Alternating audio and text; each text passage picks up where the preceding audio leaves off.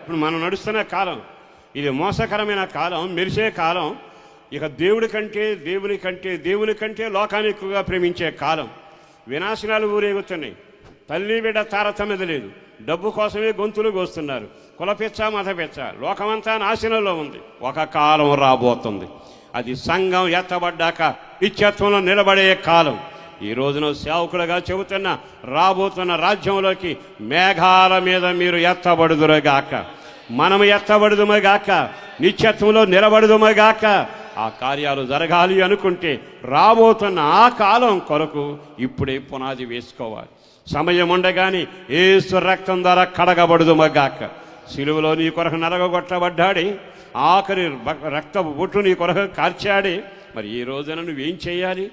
యేసును నమ్మటం, యేసు రక్తం ద్వారా కడగబడడం, యేసు కొరకు బ్రతకడం, ఆయన రక్తంలో నీ పాపాలు ఒప్పుకొని కడుక్కోవడం.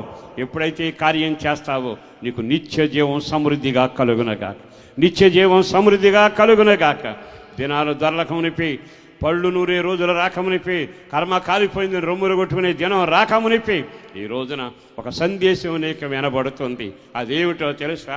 వాస్తవమైన జీవాన్ని సంపాదించి అట్టి వారు ఒక దినాన మార్పు చెందుతారు, ప్రభు రాకడ ఎత్తబడతారు.